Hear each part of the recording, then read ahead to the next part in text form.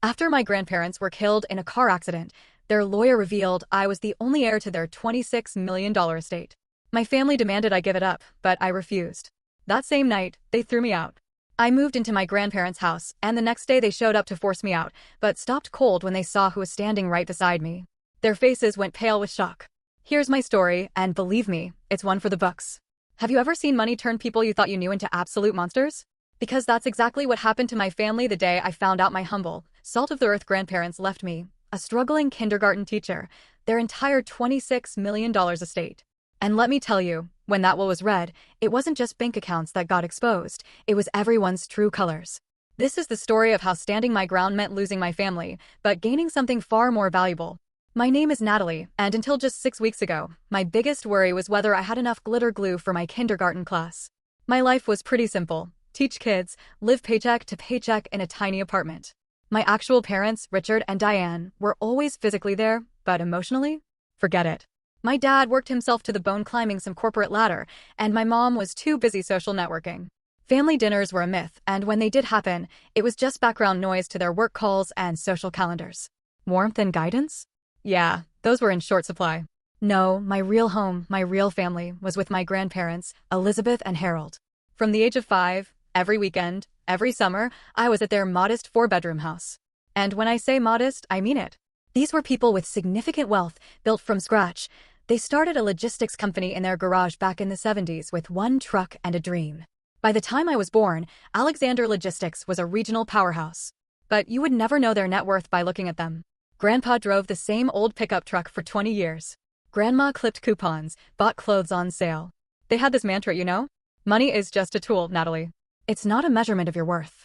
Use it to build something meaningful, not to impress people who don't matter.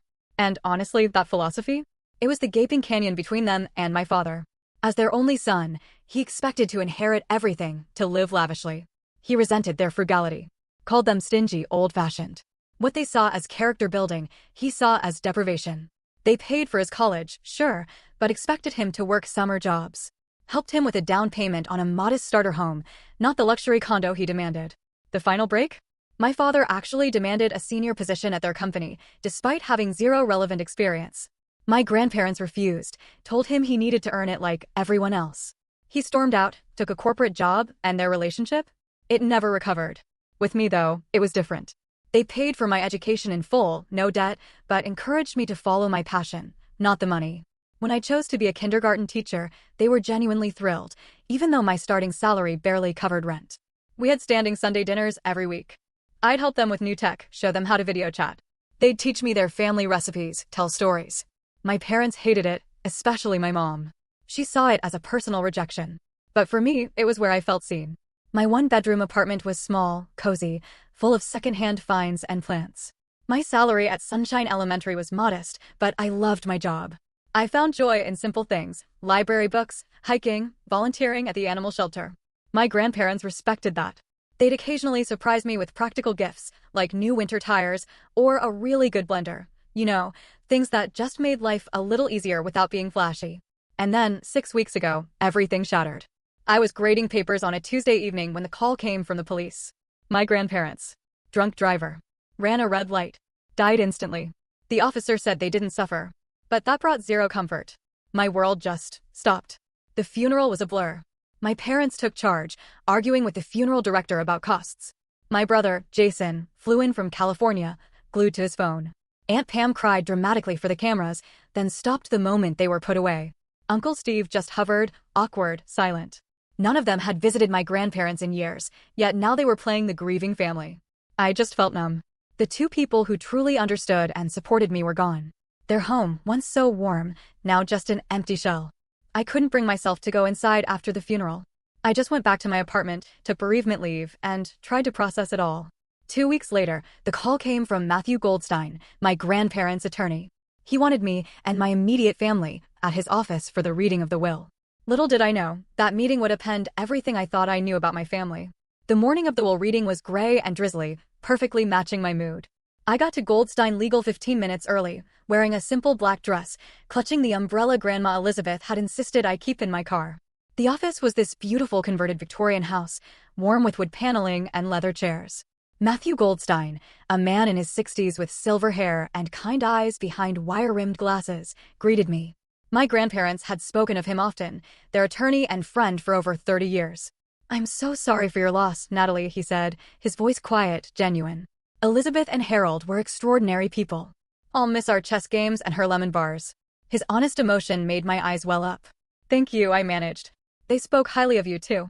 Before we could say anything else, the glass door swung open, and my family arrived, a storm of designer clothes and impatience. My father, Richard, first, checking his expensive watch. At 56, he looked like an older, harder version of my grandfather, but without any of the warmth. My mother, Diane, followed, her designer handbag probably costing more than my monthly rent.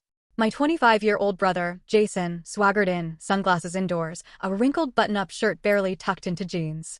And behind them, Aunt Pam, my dad's younger sister, already talking loudly on her phone about some perceived slight from her country club friends. Uncle Steve trailed behind, nodding politely at me, then immediately looking away. They'd been married 20 years, and I'd rarely heard him string more than a few sentences together. "Well, let's get this over with," my father announced, no greetings, no niceties. "Some of us have actual businesses to run." Matthew offered a thin smile. "Of course, Richard. Please, everyone, follow me to the conference room." The tension was suffocating as we settled around a massive oak table. My father, naturally, took the head, like he owned the place. I chose a seat near Matthew, who sat at the end. Everyone else arranged themselves in their usual cliques, Mom next to Dad, Jason next to her, Aunt Pam and Uncle Steve across from them. "Before we begin," Matthew said, "I want to clarify that Elizabeth and Harold were of completely sound mind when they updated their will last year.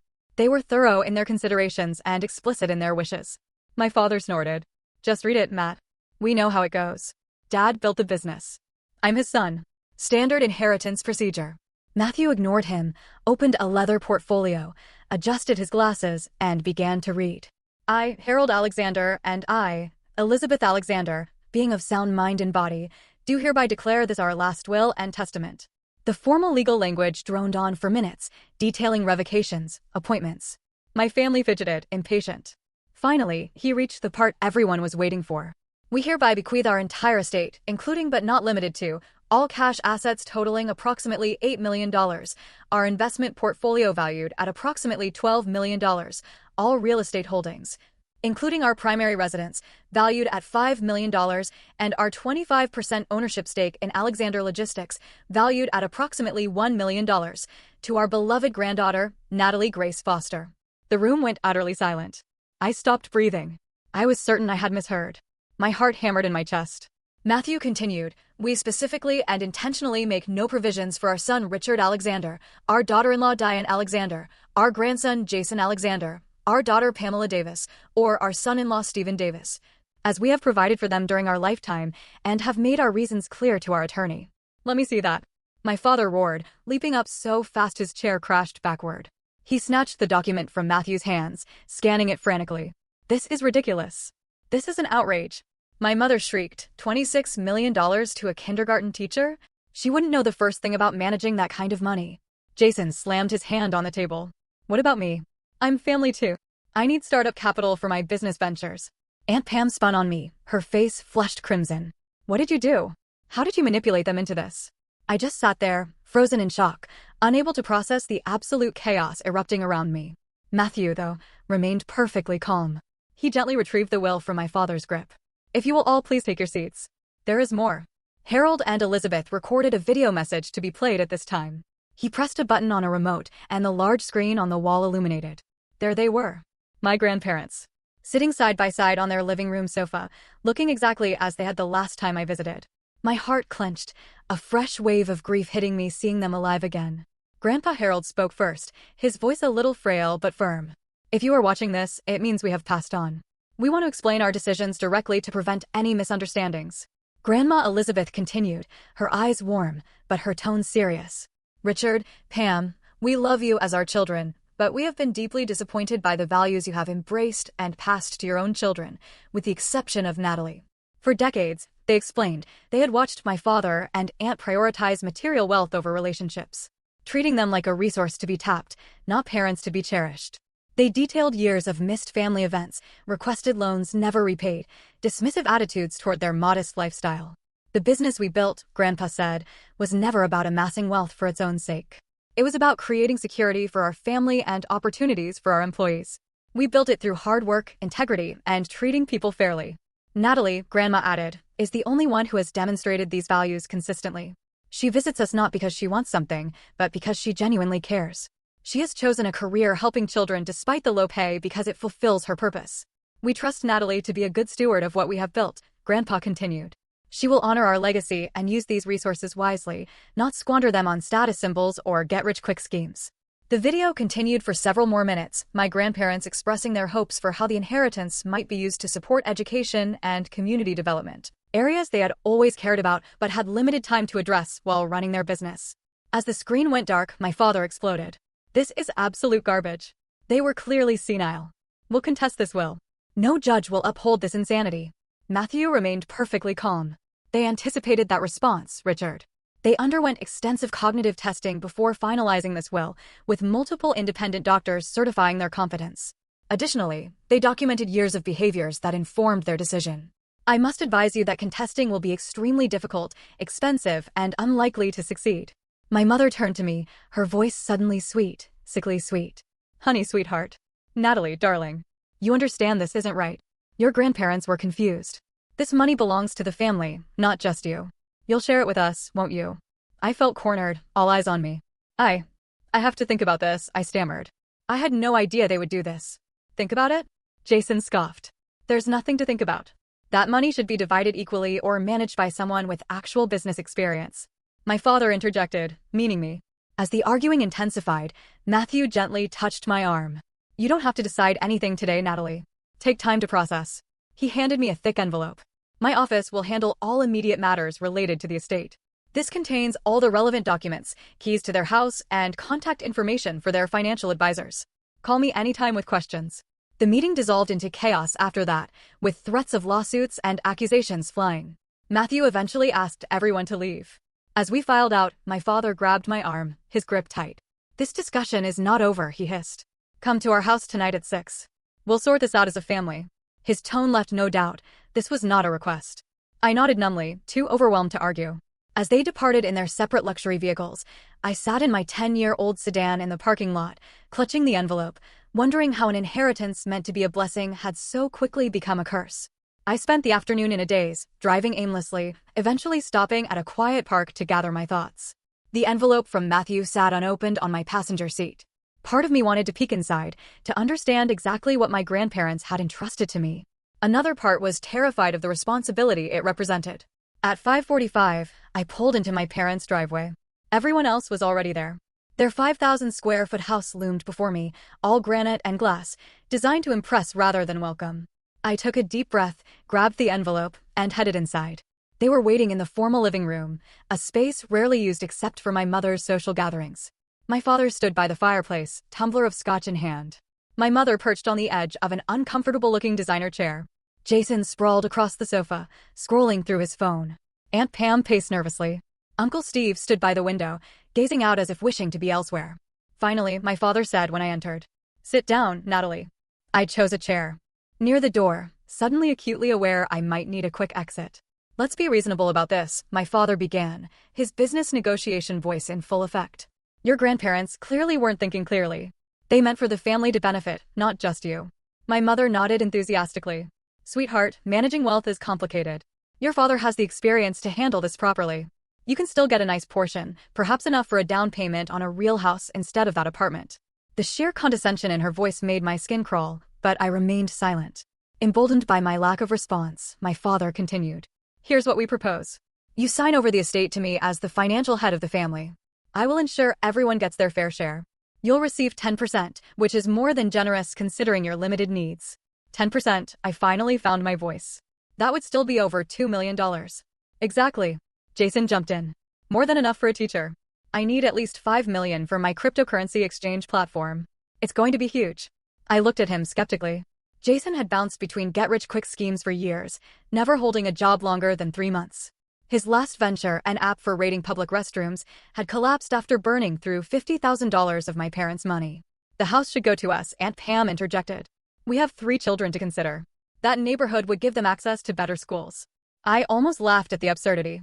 Aunt Pam had never once visited my grandparents in that house. Her children, my cousins, were strangers who sent obligatory birthday cards with my aunt's handwriting. As the evening progressed, their tactics evolved. When demands didn't work, they switched to guilt. "After all we've done for you," my mother said, her eyes dramatically moist.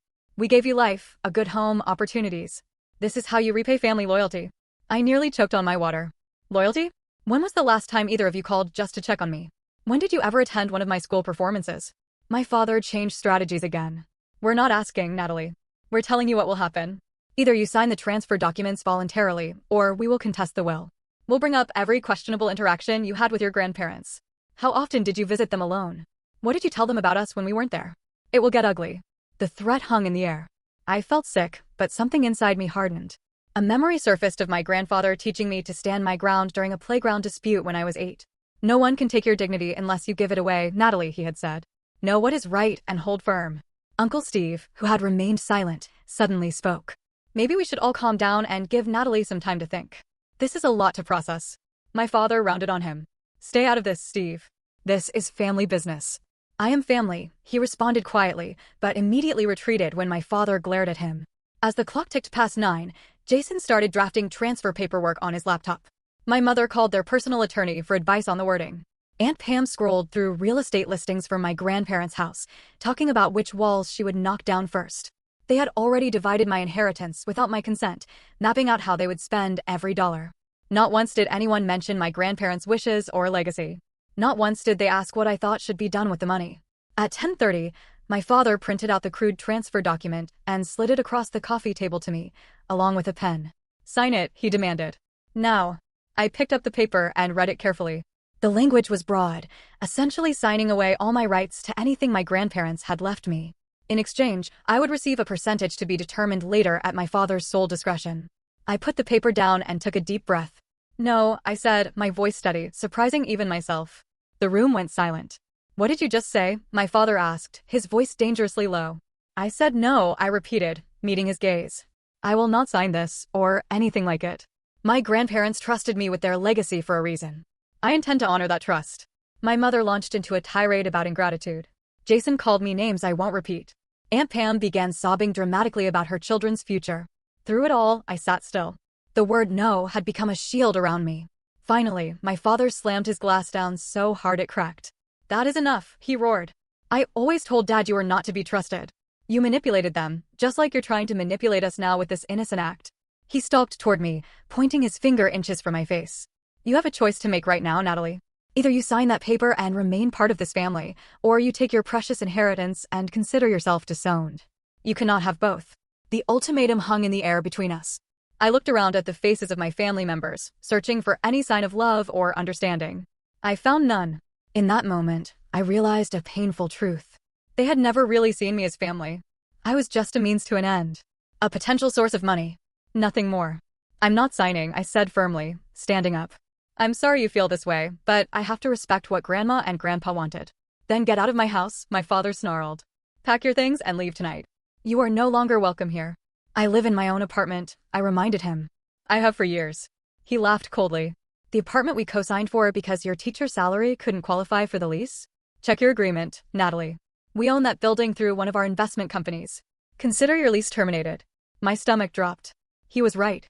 When I couldn't qualify for the apartment on my own, they had offered to help. I never realized they actually owned the building through a shell company. "You have 30 minutes to pack essential items," my mother said, checking her watch. "The locks will be changed tomorrow." I stood frozen in shock. They were actually kicking me out, making me homeless, over money they had never earned. "The clock is ticking," Jason smirked. "Better hurry, sis. Those 26 million won't keep you warm tonight. 30 minutes isn't long to pack up your life." I moved on autopilot, grabbing clothes, toiletries, important documents, and a few sentimental items. My mind kept spinning with disbelief. How could they do this? How could money turn my family into complete strangers? My father stood in the doorway of my bedroom, arms crossed, watching me like a guard, ensuring a prisoner didn't steal anything. My mother stayed downstairs, already on the phone with a real estate agent about selling my grandparents' house, her voice carrying up the stairs. "You were never really part of this family anyway," my father said coldly as I stuffed clothes into a duffel bag. "Your mother and I were going to divorce before she got pregnant with you. You were the obligation that kept us together." The casual cruelty of his revelation staggered me. I had always sensed I was unwanted, but having it confirmed so bluntly. "We've wasted enough time and money on you," my mother added, appearing in the doorway. "Your private school tuition, braces, summer camps, all those dance lessons you were terrible at. Consider this the end of our investment." Investment. Not love or care, but investment. As if I were a stock that had performed poorly. Jason appeared next, leaning against the wall with a smug expression. "You'll regret this when you have nothing and no one," he said. "That money will run out faster than you think. And then what? You'll come crawling back, and we'll remember how you chose cash over family." I zipped up my final bag, fighting back tears. I was determined not to cry in front of them. I would not give them the satisfaction. "Is that everything?" my father demanded. I looked around the room that had been mine since childhood, though I had only stayed here occasionally since college. The ballet trophies from elementary school, the framed diploma, the bookshelf filled with novels, the photo albums. So much left behind. "I can come back for the rest later," I said. My father laughed. "There won't be a later. Whatever you leave tonight goes to charity or the trash. Your call." The finality of it hit me. They were erasing me from their lives completely. All because I wouldn't give them money they had done nothing to earn. I grabbed my grandmother's quilt from the bed and stuffed it into my already overflowing bag. I would not leave that behind. With 3 bags slung over my shoulders and another in my hand, I made my way downstairs. No one offered to help. At the front door, I turned around one last time. My family stood in a line, faces set in various expressions of anger, disappointment, and smug satisfaction. "You might have money now," my mother said, "but family is forever. You'll realize what you've thrown away." "I'm not the one throwing away family," I replied quietly, my voice surprisingly strong. "You are." With that, I walked out the door and into the cool night air. The door slammed behind me with disturbing finality. Standing beside my car in the driveway, I suddenly felt the weight of everything crashing down. I was effectively homeless. My apartment was no longer mine. My family had disowned me. In the span of a few hours, I had gained millions, but lost the only support system I had ever known, flawed as it was. I sat in my car and finally allowed the tears to come. They streamed down my face as I gripped the steering wheel. Great, heaving sobs that made my whole body shake. I cried for my grandparents, whose absence felt more acute than ever. I cried for the family I had always hoped for, but never truly had. Mostly, I cried for myself. Suddenly adrift in a world that had completely changed. After what felt like hours, but was probably only minutes, I wiped my eyes and started the car. I had nowhere to go. Hotels required credit cards with available limits I didn't have. Friends were an option, but explaining the situation seemed impossible at nearly midnight. Then I remembered the envelope Matthew had given me. Pulling it out, I found a set of keys with the familiar rabbit-shaped keychain my grandmother had cherished. The keys to my grandparents' house. The house that was now unbelievably mine. The drive to their neighborhood took 20 minutes. With each mile, I felt simultaneously pulled toward the comfort of their home and terrified of entering it without them there. I had avoided the house since the funeral, unable to face the emptiness. The porch light was on when I arrived, probably on a timer my grandfather had set. I sat in the driveway for several minutes, gathering courage. Finally, I grabbed one bag and approached the front door, the key shaking in my hand. The house smelled exactly the same. A mixture of my grandmother's lemon verbena potpourri and the wood polish my grandfather used on the furniture every Sunday. I flipped on the lights, half expecting to hear their voices calling a greeting from the kitchen. The silence was deafening. I made my way to the guest room I had always used, dropping my bag on the bed. Everything was exactly as I had left it after my last weekend visit a month before the accident. The novel I had been reading still sat on the nightstand, a bookmark indicating my progress. Fresh towels were folded on the dresser, placed there by my grandmother in anticipation of my next stay. The thoughtfulness of it, the expectation of continuity they couldn't have known would be broken, undid me again.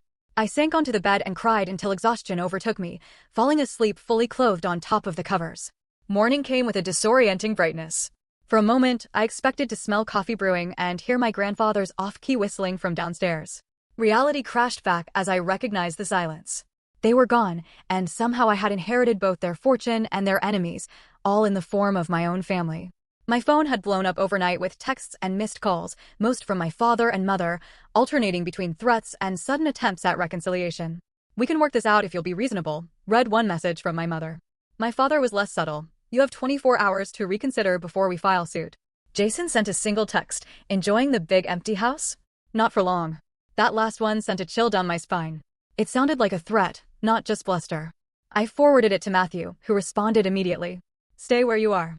I'll be there in 30 minutes. Do not open the door for anyone else." His urgency alarmed me, but also provided strange comfort. At least someone was on my side. Matthew arrived exactly 30 minutes later, carrying a briefcase and a cardboard drink carrier with 2 coffees. I ushered him into the kitchen where we sat at the breakfast nook my grandparents had used for casual meals. First things first, he said, sliding a coffee toward me. Your family has already contacted 3 different attorneys about contesting the will. I anticipated this and have prepared countermeasures. I wrapped my hands around the warm cup. They kicked me out last night. My father apparently owns my apartment building through some investment company. Matthew nodded grimly. Typical Richard tactics. Using leverage to force compliance. He began pulling documents from his briefcase. What he didn't tell you is that your grandparents provided for this exact scenario. He showed me a deed to a small cottage about 20 minutes outside town. Your grandmother bought this property 5 years ago as an investment, but kept it in a separate trust for you. Richard doesn't know about it. You have somewhere to go if you need it. Relief washed over me. At least I wouldn't be homeless. But the idea of hiding out while my family circled like vultures did not sit well. There's something else you should know, Matthew continued.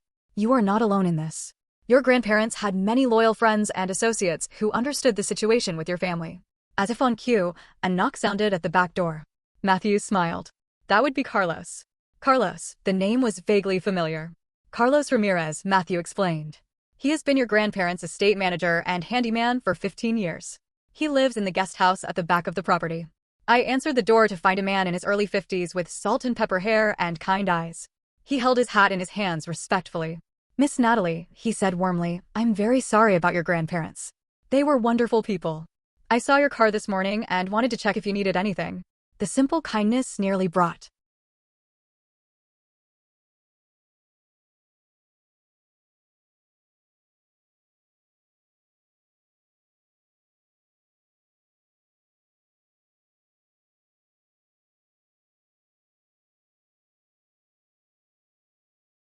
me to tears again. Thank you, Carlos. I'm a bit overwhelmed, to be honest. Carlos nodded. Mr. Harold and Mrs. Elizabeth worried about that. They asked me to look after you if anything happened to them. The house, the grounds, everything is maintained. I've been keeping watch. Matthew invited Carlos to join us at the table. Over the next hour, Carlos shared stories about my grandparents that I had never heard, painting a picture of 2 people who were respected and beloved by those who worked for them, not just their entitled family members. Your father and brother, Carlos said carefully, they came here after the funeral, when no one was around. They took things. Watches, jewelry, some electronics. I have it all on the security cameras. My stomach clenched. My father had installed an extensive security system for my grandparents years ago, supposedly for their protection. I had forgotten about the cameras. Carlos shook his head sadly. They didn't know Mr. Harold had me update the system last year. He didn't trust the old one your father put in. Said it had too many blind spots. Matthew made a note. That footage could be useful if they pursue legal action. There's more, Carlos continued. Mrs. Elizabeth kept detailed journals. She documented everything, especially family visits and interactions. They're in her study. I followed Carlos to my grandmother's small study off the main hallway. A built-in bookcase held dozens of leather-bound journals, each meticulously dated. Carlos pulled one from the shelf and handed it to me. This one mentions when your father asked for money last year, he said, for some investment opportunity. I opened the journal, immediately recognizing my grandmother's elegant handwriting. May 15th. Richard visited today. First time in 7 months. Did not ask about our health or lives. Immediately launched into pitch about cryptocurrency investment requiring $250,000. When Harold refused, Richard became hostile. Accused us of preferring Natalie. Said we were naive to trust her when she only visits to secure her inheritance. Could not be more wrong. Natalie has never asked for money. Has no idea of our net worth. Brings food every Sunday and stays to eat with us. Richard left without finishing his coffee. Harold very upset afterward. I read entry after entry, each one documenting years of similar interactions. My father demanding money, my brother pitching absurd business ideas, my mother making thinly veiled comments about their modest lifestyle being embarrassing to her social standing. In contrast, my visits were described with genuine warmth. My grandmother noted small gifts I had brought, conversations we had shared, help I had offered around the house. She saw me in a way my parents never had. As I read, the doorbell rang. Carlos went to answer it, returning with an older woman in a practical dress and cardigan. Dorothy Reynolds, he introduced her. Your grandparents' housekeeper for 20 years. Dorothy hugged me tightly. You look just like Elizabeth when she was young, she said. She was so proud of you. Over the next several hours, more people arrived. Rosa Martinez, my grandparents' business partner, who knew every detail of Alexander Logistics and offered to guide me through understanding the company. George Patel, their investment advisor, who brought comprehensive portfolios showing exactly how my inheritance was structured. Sarah Johnson, their neighbor for 30 years, who brought a homemade casserole and stories about neighborhood gatherings I had attended as a child. Each person who arrived brought not only information but genuine affection. They had all loved my grandparents and, by extension, cared about me and my well-being. While going through my grandmother's desk, Dorothy found a hidden compartment containing letters from my father spanning decades. Each one requested money, some with thinly veiled threats about cutting off access to me if they refused. She also kept this, Dorothy said, handing me a USB drive. Security footage from after the funeral. Your mother was going through Elizabeth's jewelry before the reception even ended. She took several valuable pieces, claiming Elizabeth would have wanted her to have them. My grandparents, it seemed, had been documenting my family's behavior for years. Perhaps knowing this day would come. They had created not just a financial safety net for me, but a network of support and evidence that would protect their wishes. Around 4 in the afternoon, as Matthew was guiding me through the complex financial documents, my phone pinged with a text from Jason. Hope you're enjoying Grandma and Grandpa's house while you can. Dad, Mom, Aunt Pam, Uncle Steve, and I are coming over tomorrow morning at 10 o'clock to collect what rightfully belongs to us. Better not try to stop us or things will get ugly. I showed the message to Matthew, whose expression darkened. Threats and potential breaking and entering, he muttered. I think it's time to activate the final part of your grandparents' plan. He made several phone calls in quick succession, speaking cryptically about meetings and evidence. When he finished, he turned to me with a determined expression. Your grandparents anticipated this exact scenario, Natalie. They knew Richard and the others wouldn't accept their decision. They prepared for it. Tomorrow morning, we will be ready for them. But tonight, I suggest you review these materials so you understand exactly what you are fighting for. He gestured to the pile of journals, financial documents, and legal papers spread across the dining room table. Your grandparents built more than just wealth. They built relationships based on trust and respect. That is their true legacy to you. As everyone except Carlos left for the evening, promising to return the next morning, I felt a strange calm settling over me. I wasn't alone in this fight. My grandparents had ensured that. They had given me not just their money, but their wisdom and their community. I spent the evening reading through journals and financial reports, getting to know my grandparents in a new way. They had been strategic, thoughtful, and meticulous in their planning. Everything they had done was deliberate, including their choice of heir. For the first time since the will reading, I felt equal to the responsibility they had entrusted me with. I would not let them down. As I prepared for bed, another text came through from Jason. Better sleep with one eye open, sis. Tomorrow you'll see what happens to people who steal from this family. Instead of fear, I felt resolve hardening within me. Tomorrow would indeed show what happens when people try to steal from family, but not in the way Jason imagined. I woke early the next morning, anxious but determined. By 8 a.m., Matthew had arrived with coffee and pastries along with a thick folder of legal documents. These are restraining orders, ready to be filed if necessary, he explained. And these are cease and desist letters addressing the specific threats Jason made. Dorothy arrived next, immediately taking over the kitchen to prepare breakfast. The familiar smells of bacon and coffee filled the house, providing strange comfort before the coming storm. By 9:30, the house had filled with supporters. Carlos positioned himself by the front door, a silent guardian. Rosa Martinez, my grandparents' business partner, set up her laptop at the dining table, ready to present financial evidence if needed. Dorothy bustled around, ensuring everyone had coffee and food, her presence alone a connection to my grandparents' hospitality. At 9:45, cars began pulling into the long driveway. First, my father's black luxury sedan, then my mother's white SUV, followed by Aunt Pam and Uncle Steve's midlife crisis convertible, and finally Jason's impractical sports car he could only afford because my parents paid his rent. They're early, Matthew observed, trying to catch us off guard. As the doorbell rang aggressively, followed by pounding, Matthew nodded to Carlos, who opened the door. My father stood on the threshold, momentarily surprised to see someone other than me answering. Behind him, the rest of my family clustered together, expressions ranging from angry to smug. Where is Natalie? My father demanded. This is family business. Carlos remained immovable. Miss Natalie is expecting you. Please come in. My family filed into the foyer, stopping short when they saw the gathering in the living room. I stood in the center, Matthew slightly behind me to my right. What is this? My mother asked, her voice brittle. You brought outsiders into a private family matter. Before I could answer, the front door opened again, and 3 more people entered. First came Judge Robert Henderson, a tall, dignified man in his 70s who had been my grandparents' friend for decades. He was followed by Police Chief Maria Williams, whose daughter's education had been supported by my grandparents' charitable foundation. Last came Thomas Jang, my grandparents' financial advisor for over 20 years. My father's face paled at the sight of Judge Henderson. The judge had ruled against him in a business dispute years earlier, a case my father had tried unsuccessfully to influence through social connections. "Robert," he said, attempting a jovial tone that fell flat. "What brings you here?" The judge's expression remained stern. "I am here at the request of Harold and Elizabeth Alexander, through their attorney, Matthew Goldstein. They asked me, in the event of their deaths, to serve as an impartial witness to any family disputes regarding their estate." My mother turned to Chief Williams. "This is ridiculous. We're here to collect family heirlooms that rightfully belong to us. Why is law enforcement present?" The chief smiled thinly. "I am here as a friend of the Alexander family, not in an official capacity. Unless, of course, someone commits a crime, in which case my official duties would naturally take precedence." The implied threat was not lost on any of us. As if on cue, the back door opened and 6 more people entered, forming a semicircle behind me. They were longtime employees from my grandparents' business, people who had known my father since childhood and had witnessed his transformation from entitled son to absent family member. "You've got to be kidding me," Jason muttered. "Is this supposed to intimidate us?" I stepped forward, finding strength in the support surrounding me.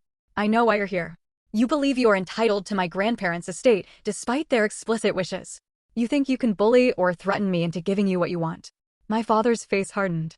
"Those old fools were manipulated. We are simply here to correct that injustice." From behind me, Thomas Jang spoke up. "Actually, Richard, I have documentation of every attempt you made to access your parents' assets over the last 20 years. He opened a folder. "This includes the unauthorized transfer attempt from their retirement account in 2016, the forged check incident in 2018, and your attempt to have Elizabeth declared incompetent last year after she refused to fund Jason's failed cryptocurrency venture." My father's face reddened. "But that's taken out of context." Rosa Martinez stepped forward, tablet in hand. "I also have records of the company loan you never repaid, Richard. $200,000 borrowed in 2012 for your vacation home in Aspen. Your parents never pursued repayment, though they certainly could have." One by one, my grandparents' friends and associates presented evidence of my family's attempts to extract money over the years, contrasted with their minimal involvement in my grandparents' actual lives. Aunt Pam, who had been quietly fuming, suddenly turned to me. "You ungrateful little snake. You turned our parents against us, poisoned them with lies." Judge Henderson cleared his throat. "Actually, Mrs. Davis, I reviewed the video journals Elizabeth kept. There was no external influence. Your parents were quite clear about their reasoning." "This is all very theatrical," my mother said dismissively. "But it changes nothing. We will contest the will. We will win." Matthew stepped forward. "I have prepared documentation for you all. It includes evidence that would become public record if you contest the will." He handed each family member a thick envelope. "This includes banking records, text messages, emails, and video evidence of your interactions with Harold and Elizabeth over the past decade. I encourage you to review it before making decisions about legal action." Uncle Steve, who had remained silent until now, opened his envelope and began reading. His face grew increasingly pale. After a moment, he touched Aunt Pam's arm. "We should go," he said quietly. "This is not a fight we can win." She shrugged him off angrily. "My father is not giving up so easily." My father, however, had gone very still after scanning the contents of his envelope. There were records of business dealings he had clearly hoped would remain private, along with transcripts of cruel comments he had made about his parents when he thought no one was listening. Chief Williams stepped forward. "I should also mention that the property is under 24-hour security surveillance. Any attempt to remove items without permission would constitute theft." Carlos nodded. "The new system records everything inside and out, all backed up to secure cloud storage." As my family absorbed the implications, I walked to the sideboard and picked up a stack of documents Matthew had prepared. "These are cease and desist orders regarding the threats you have made," I said, passing them to Jason. "These," I continued, handing papers to my father, "are notices that I am aware of the items taken from this house after the funeral and expect their immediate return." My mother began to protest, but I cut her off. "And these," I said, giving her the final document, "are the terms under which I am willing to maintain any relationship with you all going forward. They include respect for my grandparents' wishes and an end to all attempts to contest the will." The room fell silent as my family realized the position they were in. Not only had my grandparents legally protected their decisions, but they had anticipated and documented every possible challenge. The community of support they had built stood firmly with me, presenting a united front my family had not expected. My father was the first to break. "This is not over," he said. but the defeat in his voice suggested otherwise. Actually, Richard, it is, Judge Henderson replied. Your parents were meticulous in their planning. Any judge in this county would uphold their wishes based on the evidence they compiled. One by one, my family members retreated toward the door, their threats dissolving in the face of the overwhelming evidence against them. Jason glared at me as he passed. This is not the end, he muttered. Perhaps not, I replied calmly. But it is the end of you taking advantage of this family. My grandparents saw who you really are. That is why we are all here today. As they filed out to their cars, the tension in the room dissipated. Dorothy immediately began serving fresh coffee and pastries, as if to cleanse the space of the negative energy. The others gathered around, offering congratulations and support. I felt strangely empty, neither triumphant nor devastated. I had stood my ground, protected my grandparents' wishes, but lost what remained of my family in the process. The victory felt hollow. Judge Henderson seemed to sense my conflict. He placed a gentle hand on my shoulder. Your grandparents would be proud, Natalie. Not just of what you did today, but how you did it, with dignity and principle. Rosa nodded in agreement. You are more like them than anyone else in the family. That is why they trusted you with everything. As my family's cars disappeared down the driveway, I realized I had crossed a threshold. The family I had known was gone. But in their place stood a community bound by genuine respect and shared values, the true legacy my grandparents had built over a lifetime. It was not the family I was born into, but perhaps it was the family I was meant to have all along. 6 months passed in a blur of learning and adjustment. The first few weeks after the confrontation were the hardest, filled with legal paperwork, financial decisions, and the painful process of accepting that my biological family had chosen money over relationship. They made a few half-hearted attempts to reconcile, but only when they needed something, proving that nothing had really changed. With guidance from Matthew and my grandparents' advisors, I established the Elizabeth and Harold Alexander Foundation for Education, dedicating $10 million to supporting underprivileged students and schools in our community. The foundation focused particularly on arts education and vocational training, areas my grandparents had always believed were undervalued. I returned to teaching kindergarten, much to the surprise of those who thought I would quit once wealthy. My classroom at Sunshine Elementary became a showcase for what was possible with proper resources. I personally funded new books, art supplies, and technology that the school budget could never cover. Every child got healthy snacks daily and winter coats if they needed them. Small expenses for me that made huge differences in their lives. Under Rosa Martinez's mentorship, I learned the basics of running Alexander Logistics. While I didn't take an active management role, I ensured the company maintained my grandparents' values, including their profit-sharing program for employees and generous retirement benefits. The business continued to thrive, providing stable employment for over 100 people in our community. My grandparents' house, once painfully empty, gradually became a home again. I moved from the guest room into the master bedroom, though it took months before I could sleep there without feeling like an intruder. With Carlos's help, I renovated the large basement into a community space for foundation events and educational programs. Dorothy still came 3 times a week, refusing to fully retire, despite my insistence she had earned it. My family made occasional attempts to re-establish contact, though their motives were transparent. My father called when his company faced cash flow problems, hinting broadly about short-term loans with handsome returns. My mother reached out when her social circle learned about my foundation, suddenly wanting to serve on the board. Jason texted when his latest venture failed, asking for startup capital. Aunt Pam called around the holidays, suggesting family should be together, especially family with large houses suitable for hosting gatherings. Each time, I politely but firmly maintained my boundaries, referring them to the terms I had established after the confrontation. I would consider a relationship based on mutual respect and genuine care, but not one based on financial advantage. None of them could meet those simple terms. Instead, I built new traditions with the chosen family my grandparents had cultivated. Sunday dinners continued, now hosted by me, with rotating guests including Rosa, Matthew, Carlos and his family, Dorothy, and others who had been part of my grandparents' circle. We celebrated holidays together, shared milestones, and supported each other through difficulties. It was not the family I was born into, but it was a community bound by something stronger than DNA, shared values, and genuine affection. One crisp autumn morning, similar to the day of their accident, I visited my grandparents' graves for the first time since the funeral. I brought fresh flowers and sat on the small bench nearby, finally ready to have the conversation I had been avoiding. I'm trying my best to honor what you built, I told them, feeling only slightly foolish for speaking aloud. The foundation is making a difference. 3 students have already received full college scholarships who otherwise couldn't have gone. Your employees still speak about you with such respect. A gentle breeze rustled the nearby trees, sending golden leaves spiraling downward. It was the kind of beautiful fall day my grandmother had loved, perfect for baking and reading by the fireplace. I wish you were here to see it all, I continued. I have so many questions about decisions you made, investments you chose, people you helped, but I'm figuring it out step by step. In the months since inheriting, I had discovered numerous quiet charities my grandparents had supported anonymously. Children whose medical bills they had paid, families whose homes they had saved from foreclosure, employees whose children they had put through college, all without public recognition or praise. Thank you for trusting me, I whispered. I understand now why you made the choice you did. It was never really about the money. It was about values. About using resources for something meaningful rather than status or power.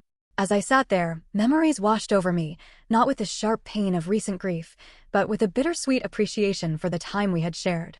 I remembered my grandfather teaching me to fish, my grandmother showing me how to make her famous apple pie, both of them attending every school play and graduation when my parents were too busy. The inheritance had never been primarily about money. It had been about entrusting me with their legacy, their values, their vision of what wealth could accomplish when used with purpose and compassion. The next day, I hosted the foundation's first major event, a scholarship ceremony for 20 high school seniors who would receive full college funding. As I watched these bright, determined young people accept opportunities that would change their trajectories, I felt my grandparents' presence strongly. Among the recipients was Maria Vasquez, a brilliant young woman who reminded me of myself at that age, full of potential but limited by financial constraints. She planned to become a teacher to give back to her community, just as she had been supported. As the event concluded, Maria approached me, tears in her eyes. My parents both work 2 jobs, she said. No one in my family has ever gone to college. This changes everything, not just for me, but for my younger siblings who now see it as possible. In that moment, I understood completely what my grandparents had been building all along. Not just a business or a fortune, but a legacy of positive impact. A ripple effect that would continue long after they were gone. They had trusted me to amplify that effect, to carry their values forward in ways they would never see, but had envisioned. The money had indeed revealed true colors, showing me who valued wealth over relationship. But it had also revealed a community of genuine connection, people who had loved my grandparents for who they were, not what they owned. That was the true inheritance, more valuable than any dollar amount. As I move forward, I continue teaching, running the foundation, and learning the business. The wealth allows me to amplify good work, but it doesn't define me. I still live relatively simply, drive a practical car, and spend weekends volunteering rather than shopping. My grandparents would approve, I think. They always said money was a tool, not a goal. I finally understand what they meant. What about you? What's your experience been with family and inheritance? Have you ever had to stand up to pressure from loved ones to do what you knew was right? I would genuinely love to hear your stories in the comments. And if this resonated with you, please like, subscribe, and share with someone who might need encouragement to stand their ground. Remember, family is about love and respect, not obligation or advantage.